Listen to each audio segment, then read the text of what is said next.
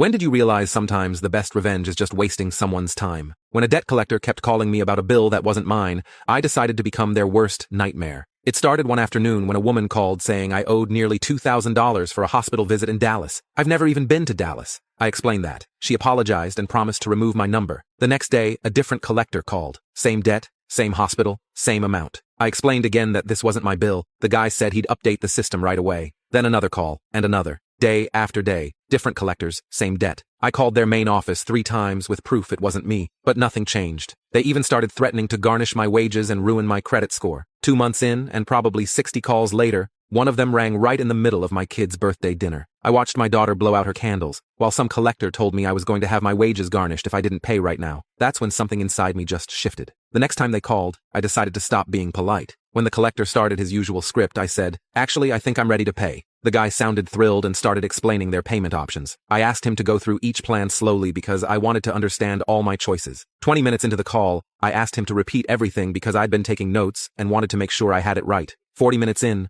I told him I needed to call my bank to check my account balance, and could he hold on? I put the phone down and made myself dinner. Eventually, he hung up. The next time I got a call, I did the same thing. But this time, I asked incredibly detailed questions about interest rates and payment schedules. I made him calculate different payment scenarios for me. I kept him on the phone for an hour and 17 minutes before telling him I needed to discuss this with my wife first. And could he call me back tomorrow at exactly 3 p.m.? He actually called back. I kept him on the phone for another hour, going through fake bank account numbers that I'd accidentally mess up. Oops, sorry, let me give you that number again. Every minute they spent on the phone with me was a minute they couldn't spend collecting real debts from real people. So I became their full-time job, acting super eager to pay, then trapping them in endless circles of questions and fake information. Over 3 weeks, I wasted more than 40 hours of their time. Then one morning, I got a call from a manager. He sounded completely drained. "We've reviewed your case," he said. "You're being removed from our list immediately." I asked why now. He sighed and said, "You're costing us more in labor hours than we'd ever make on this debt, and we've confirmed it's not even yours." He apologized for the inconvenience and promised I'd receive written confirmation in the mail.